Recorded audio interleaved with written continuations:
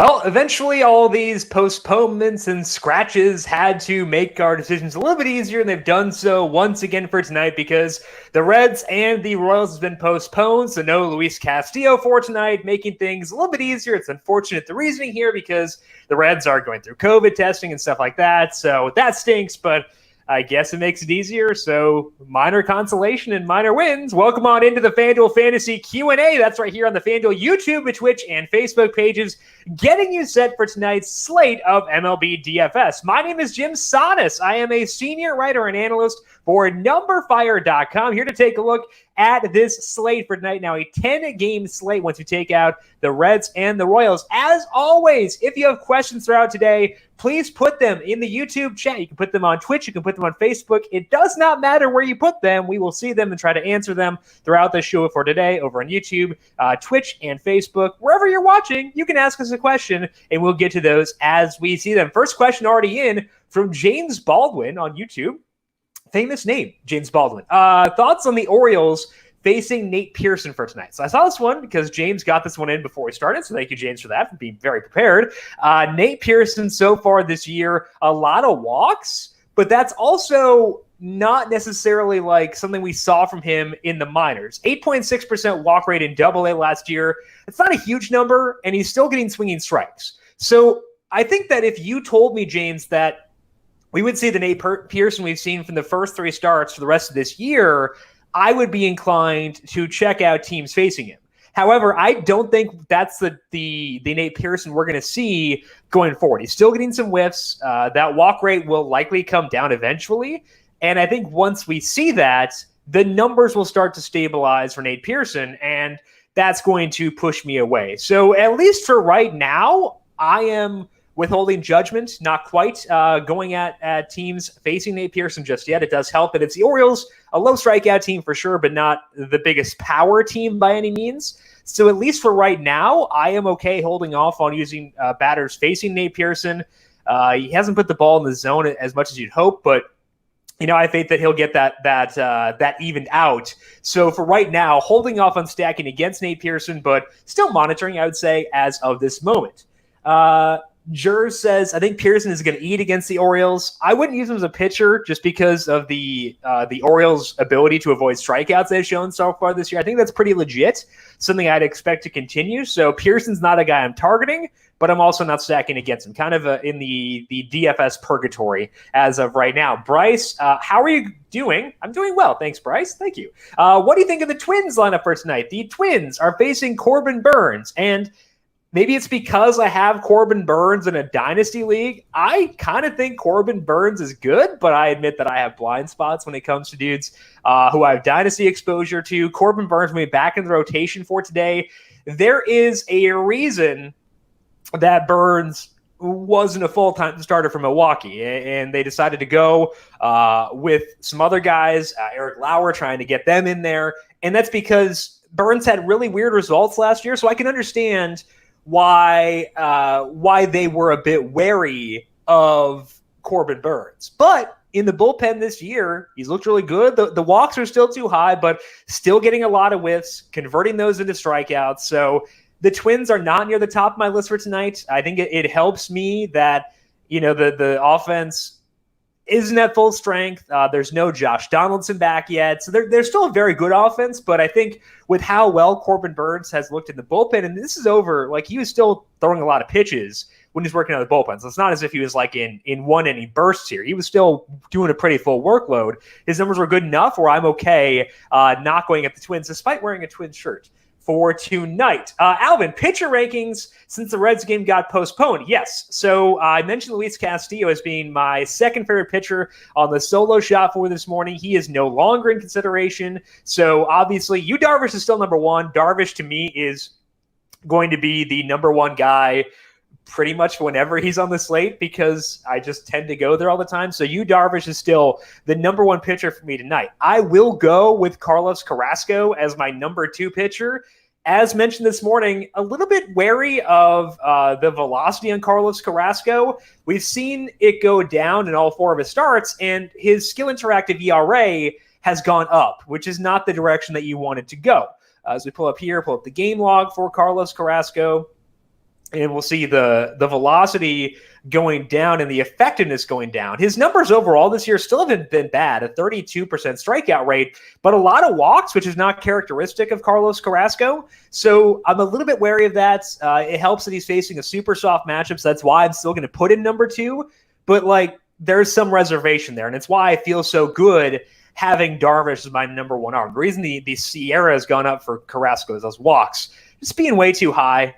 So I do think that for me personally, I'm okay putting Carrasco a firm second behind you, Darvish. I will go Kenta Maeda third. The reason I don't have Maeda above Carrasco, despite the fact that I'm a little bit concerned about Carrasco and his declining velocity, is that Maeda still hasn't gone deep in game. Like, he's gone deep because he's been crazy efficient, but he still has not thrown more than 85 pitches. Now, the reason that I still like him is that part of the reason he hasn't gone long in games that the Twins have had pretty significant leads. In a lot of those games, they were up by 10 runs last time out. He went 6 2/3 on 85 pitches. So he's still gotten a quality start in 3 straight games. And that's a good thing on FanDuel because you get 4 points for that on FanDuel. The Brewers seeing him for a second straight time. So I think for me, it's Darvish 1, Carrasco 2, Maeda 3. And those are the 3 guys I feel very comfortable with for tonight. Chance Cisco is batting leadoff. I love Chance Cisco. I think that he's a very talented player, so that's exciting. Let's see if we can get a salary on Cisco here. Whoopsies, hasn't updated yet. Okay, so let's go to Chance Cisco. Okay, so he's $2,300 batting leadoff against Nate Pearson. There, Constantine, I will go with Chance Cisco. So if you're looking for one-off potential in Baltimore, I think that's the situation where you can go at Nate Pearson. But for stacking, I wouldn't. But yeah, I think that Cisco is a good option for sure, batting leadoff there. Yevgeny says, thoughts on a Boston 3-man stack with the lefties? Okay, let's go over here, take a look at this is the right day. Just had to make sure of that. Zach Eflin. I think that could be good. Eflin looked awesome in his last time out. Got a lot of strikeouts against an Orioles team that, again, doesn't get a lot of doesn't strike out a whole lot. So he looked good in that game. And this is over, I think it's a 9-start sample with his 4-seamer usage being down. He's been not that bad. But Zach Eflin, as you were alluding to there, does tend to struggle quite a bit with lefties. So I think that could enable you to potentially go with the Red Sox lefties. I just feel better about some other stacking opportunities for today. So the Red Sox, regardless of platoon splits, not really all that high on my list. Yeah, even this year, in a small sample, granted, big struggles once again for Zach Eflin. So I think you can definitely justify the Red Sox, and they're definitely like a mini stack candidate if you need like 2 players and want to stack them up. I wouldn't try to go 2 players whenever you can, like you usually want 4 or 3. But if you need some mini stacks, I think the Red Sox are in play because of Eflin's major struggles with lefties. Okay, Bryce. With me taking the O's out of my lineups and based around stacking on the Dodgers, Blue Jays, and Mets, what are your thoughts about that? All 3 of those teams, the Dodgers, Blue Jays, and the Mets, are on my stacking list for tonight. The Blue Jays, the Dodgers, and the Mets were like secondary type stacks for me. They were my 4th and 5th stacks this morning on the solo shot. And the stacking number is still the same as it was previously. So they're a little bit lower on my list. But I do like both of them. The Dodgers lineup just came out, and I think A.J. Pollock is batting 4th, which is awesome. Let me pull up their lineup. Did I scroll past it? No, okay. A.J. Pollock is batting 4th, and A.J. Pollock has been really good so far this year. We talked before about how we want to be skeptical of numbers and small samples, but the thing that I like about Pollock is that the numbers he's putting up are good in the right areas. And what I mean by that is I want numbers that stabilize quickly, and his hard hit rate, while it's down from last year, 39% is a good number. He's hitting for a lot of power. Isolated slugging can stabilize within, 80 or so plate appearances. He's at 76 right now, stealing some bases. So A.J. Pollock batting 4th for the Dodgers, I think, is a tremendous option and someone I'd be very willing to use. And he's not all that expensive. I think he's $29,000 or $3,000 somewhere in there. Yeah, $2,900 for tonight for A.J. Pollock. I definitely think that is someone I'm very willing to use. So the Dodgers, to me, definitely a team that will be on my radar and will be there. It's super hot in Los Angeles. We pull up the temperature here over on numberFire. Scrolling. Yeah, 101 degrees in Los Angeles. And when you compare that to the other games on tonight's slate, look at the temperatures here and compare the temperature in Los Angeles to the other temperatures. 101 degrees is awesome hitting weather. We saw that game go nuts last night on both sides with the Mariners and the Dodgers. I think we could see something similar for tonight. Marco Gonzalez is a guy I talked about as a pitcher last week, but that was on the road in Texas, which meant it was indoors. And now he has to go to Los Angeles outdoors in 101 degree heat and face the Dodgers. It's a really tough assignment, so I would say the Dodgers a very good option. The reason the Mets are a little bit lower on my list is because they're in Miami. And I haven't seen confirmation on whether or not the roof will be open for today. Looks like there is a chance of rain. So it's possible they shut it. If they do shut that roof, that would definitely lower the Mets from a stacking perspective. But they are facing Humberto Mejia, who is a guy who I think made 4 starts in high A last year. All of his other starts were in low A. So kind of a victim of circumstances here with the Marlins because they lost like 16 different dudes to COVID. So he's forced to start before he may be fully ready. And like that stinks for him because like he could be a good pitcher down the line, but maybe not fully ready. Looked pretty good in his first start. So kudos to him.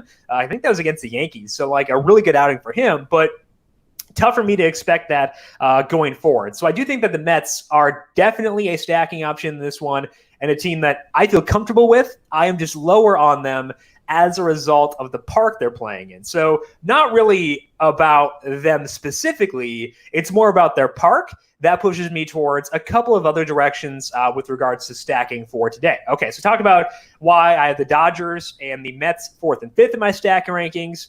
Let's talk about some teams that I really do like. One of them is the Philadelphia Phillies facing Zach Godley. We talked last week about how Godley was getting some better peripheral numbers. I was wrong. I was stupid. So disregard everything I said there. If you look at his 3 starts this year, a 6.09 skill interactive ERA, 13% strikeout rate, and a 48% hard hit rate. We are stacking against that all day long, regardless of what team he is facing. So I think the Philadelphia Phillies are the number 1 stack for today. And their lineup is out, which is definitely a good thing. We have a lot of value here. I know Rhys Hoskins has been pretty bad this year. Andrew McCutchen, you can question that a lot too. But Rhys is $2,900, McCutchen $24,000. Alec Boehm, I think, is like $23,000 or $2,400. Oopsies, can't type. Yeah, he's $2,400, and he's batting 6th. So I think that the Phillies, both from a value perspective and an overall expectation perspective, definitely up there. These are the numbers for the Phillies from this year. And again, there's a lot of danger looking at these small samples, especially because you see the samples here, they're very small. But the reason that I am okay with Rhys Hoskins is that he's still making decent contact. I can definitely get behind that. He hasn't been as much of a disaster as perception relative to expectation. Sure, I think that we can say it has been a disappointing season, but still making decent contact.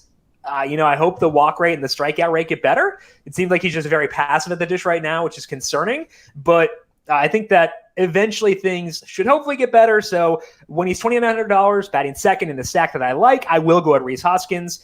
Didi Gregorius is also below $3,000, 37% hard hit rate this year and a 42% fly ball rate, no strikeouts. Gregorius is a pretty good guy to prioritize.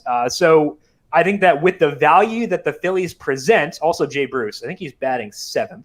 Let me confirm that, though. Yeah, Jay Bruce batting 7th, also like him. I think the Phillies are a great value stack, but also a great stack straight up. Donna is asking, when stacking a team, is it better to have the batters in order or can you split them up? Thanks. Good question, Donna. So we talked about this before, but I think it's always good to reiterate because for some people, stacking may be kind of like a weird concept because like it's not in every sport and stuff like that. So learning MLB DFS, maybe you're not super comfortable with stacking, but for me personally, I don't care too much about where they are in the order. So let's use the Phillies as an example. Let's say I use Andrew McCutchen in my stack. If Bryce Harper drives an Andrew McCutchen and I have both those guys in my roster, I get the RBI from Bryce and the run scored from Andrew McCutchen. So you double dip. That's why there is appeal in lumping them together. But at the same time, every time Andrew McCutchen gets a base hit, that's one less out for the Phillies. That extends the volume and extends the game for every single batter in this lineup. So every time Andrew McCutchen gets a base hit, it also increases the volume expectation for Jay Bruce, batting 7th.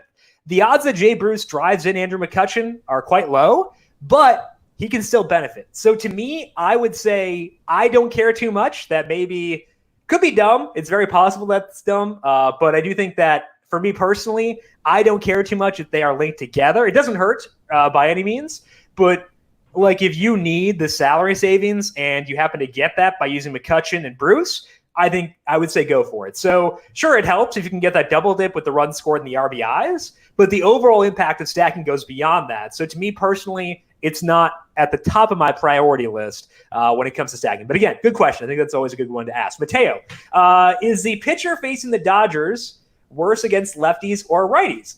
So I'll probably just pencil this one in as being platoon splits of the guy facing the Dodgers. Marco Gonzalez is a lefty, so this goes back to the issue we discussed before with lefties, where when you look at their platoon splits, you're going to see their numbers versus lefties. But in general, you should assume that those numbers versus lefties are going to be versus very good lefties, because you're going to take the bad lefties versus lefties out of the lineup. Let's look at Marco Gonzalez's splits here. Going back to 2019, I would note that his cutter's been a little bit different this year, which could have an alteration in his platoon splits. And you see here, 343 weighted on base average allowed to lefties over 223 plate appearances.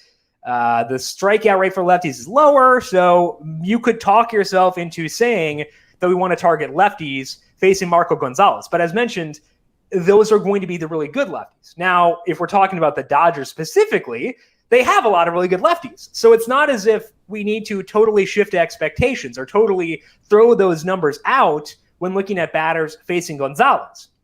Because Corey Seager, he can hit lefties. Cody Bellinger, same thing. Max Muncy, off to a rough start this year, but has had at times good numbers versus lefties. So I think that if we're looking at this Dodgers lineup, Mateo, I'm still going to favor the righties personally because, again, I think that Gonzalez's numbers versus lefties may be tainted by the specific left-handed batters he has faced. But I think that it does give you leeway to use guys like Seager, like Bellinger. If you want to use Muncy, he's probably a little bit expensive where I wouldn't necessarily go there. But I think that Seager and Bellinger specifically do fit. But personally, I will still be giving preference to the Dodgers righties. James asks, utility toss-up. Pollock, Hoskins, or Hicks, all at $2,900. So I think it depends on what your stacks are, James, because in general, I want to try to lump as many hitters together as I can. If we're taking this in a vacuum, though, just picking one batter straight up, I might actually go with A.J. Pollock there. I was just talking about how much I like Rhys Hoskins and am willing to use him despite his immense struggles this year. But A.J. Pollock, batting cleanup, he is in the best park for hitting on this slate. Maybe not the best park, but like from a weather perspective, it is the best park for hitting with the temperature being as high as it is. He's had good numbers so far this year, whereas Hoskins has not. So if you're giving me just one of those guys, I would go A.J. Pollock over Rhys Hoskins. Aaron Hicks facing Blake Snell. Blake Snell's pitch count still not fully up. He went 70 pitches last time out. Sounded like they were comfortable with him throwing 75. So I would say pitch count projection for Blake Snell tonight is between 85 and 90. That's enough where I don't want to target Yankees batters, especially with their lineup being as depleted as it is. So to me, I would say I'd rank those guys, Pollock, Hoskins, and Hicks, and I'd be willing to change that based on whichever stacks you have in there. If Hoskins gives you more stacks than the Phillies or a better stacking situation, I'd go with them. But straight up, I would go with A.J. Pollock as my number one option there. Haven't talked too much about Yu Darvish for today, but just pulling him up quickly here to say why he is my number one pitcher for this one. Facing the Cardinals, they've had 2 doubleheaders in the past 4 days, which is tough. They also have not their full lineup back yet because of all the COVID positive tests. So not at full strength. And honestly, this is a team we could target early in the year regardless because a 95 WRC plus against righties, 24% strikeout rate. Darvish has been just disgusting. I think that with Castillo being taken out of the equation, you're going to see increased popularity in Yu Darvish. But I view him as being a full tier above everybody else on the slate for tonight. So when that's the case, I am more okay using a pitcher despite their popularity because I know I'm still getting an edge on those lineups that are not using Yu Darvish. So to me, I think that Darvish is kind of just the focal point for tonight and will be my number one pitcher by a pretty wide margin. So Yu Darvish, definitely the number one guy for me. And again, the other ones I'm considering at least, Kenta Maeda and Carlos Carrasco from a pitching perspective. Let's take a look and see if we have any more lineups that have come out here since we started discussing. I think you could take a look, honestly, at the Mariners facing Tony Gonzalez. He's had good numbers in his 2 starts so far this year, but it doesn't get a ton of strikeouts, does let a lot of hard contact up. And again, that weather benefits the Mariners too. So it's not just the Dodgers who get a bump up as a result of this. So I think that the Mariners are in play. Prefer to go with the Nationals, though. The Nationals facing Josh Tomlin, moving back into the rotation. I guess into the rotation. He made 1 start with them last year, but into the rotation, he gives a lot of hard contact up, doesn't get that many strikeouts. He's gotten strikeouts this year, weirdly, but wouldn't expect that to continue. So I think the Nationals are a good stack. Adam Eaton, weirdly, has like good batted ball numbers. Not necessarily something I was expecting out of him, but like if you look at his numbers versus righties since started last year, this 2020. So these numbers will be a bit different, but even in 2020, honestly, like 40% hard hit rate, a lower fly ball rate, so that's not super enticing, but, it is what it is. Luis Garcia is minimum salary. He's batting 6th for them. When you look at Garcia's minor league numbers, he was definitely not a power hitter, but he's also 20 years old. There is a potential for some power to develop as he ages. Bryce just asked about the Nationals lineup, so good timing there, Bryce, for you. Hit a dinger off of Tukey Toussaint last night, which broke my heart because I did have some Tukey lineups, but it is what it is. And I think that getting a minimum salary batting 6th is intriguing. As mentioned, not a guy I'd expect to have a lot of power, just a 32% fly ball rate last year. So in a normal situation, I probably would not go at Luis Garcia, but he's batting 6th. He is minimum salary on a team that I want to stack. If it helps me get to Bryce Harper, if it helps me get to guys, like Juan Soto, like Trey Turner, definitely in there. So I would say use Luis Garcia in order to be able to afford guys like Juan Soto, because I desperately want to get Juan Soto in there. When I'm stacking the Nationals, he is quite good, shockingly, at baseball. Oh, and Luis Garcia is second base eligible, even better. All right, let's boogie. Question from Rob. Who was your home run call tonight? Bryce Harper. I don't know why I rubbed my hands together. It was a very chalky call, but regardless, we'll go with Bryce Harper. If we want to have more fun, maybe we go Jay Bruce as the home run call for tonight. He's batting 7th, which is not as good, but I could still go there. And if you want one more, because maybe you're playing the home run challenge over on FanDuel, sick plug, brah. Let's go with a Dodger, and let's go with Mookie Betts. So Harper, Betts, and Bruce, my picks for tonight. James says, Hoskins gets me to 4 Phillies in that stack we talked about. Thanks. Just have to ignore my hatred of Philadelphia sports teams. Yeah, that's tough. And I think that even Phillies fans aren't super enthused with Rhys Hoskins right now. Maybe I'm the one Rhys Hoskins defender who is still kind of lingering, but I will do so. So I will continue to back Rhys Hoskins, even as much as it loses me money in DFS. Again, he had that one night where I was like, oh, yeah, he's going to hit 2 home runs tonight, or I guaranteed his first home run of the season. And then he hit into 3 double plays. But brutal. But we're going to go back tonight. So we'll go with Rhys Hoskins there. Hopefully he can help erase your distaste for Philadelphia sports. Bryce, Mookie or Cody? I would go Mookie. I know we mentioned before about how Marco Gonzalez has some reverse platoon splits, but it's Mookie freaking Betts. He's been awesome this year. He can kill pitchers, whether they're righty or lefty. And I think that Betts just playing really well right now. Bellinger, I expect to get better as the year goes along, so not out on him. But if I can get Mookie against the lefty, regardless of that lefty's platoon splits, I'm going to go Mookie. So give me Mookie over Cody Bellinger for tonight. One stack we didn't talk a lot about, but I am very in on for today, is going to be the Toronto Blue Jays. Did want to mention them quickly here before we signed off, see if their lineup is in. Indeed it is. Biggio fills second base. Second base stinks, so I'm always in for that. Grichuk is $2,400. I adore that. Vlad. Danny Jansen is batting 5th. The bespectacled beast batting 5th. All right. Lourdes Gurriel is batting 6th. No Teoscar Hernandez. That's disappointing. So we lose a bit with no Teoscar, but we get Grichuk, we get Biggio, we get the bespectacled beast, Danny Jansen, batting 5th, and we get Gurriel batting 6th. So we are still in on the Blue Jays here. Who would you say is the most valuable cheap pitcher? Some Twitch, sorry. So I don't actually like any of the cheap pitchers all that much. Burns is facing the Twins. They're a pretty low strikeout team. Let's see if I can find one that I don't hate. I did like Tarek Skubal before they announced that he'd be on like a 50-pitch limit, so that kind of killed that. Can I pick none? Is that okay? I feel bad betraying you because you asked a question, but like I really don't want to use any cheap pitchers for tonight, so my true answer is none. If you force me to pick one, I would cheat and say David Peterson. He doesn't go deep into games. It's kind of annoying. I guess Dylan Cease, I did kind of downplay Cease in the solo shot today, but like of the guys who are cheaper than Maeda, maybe it would be him.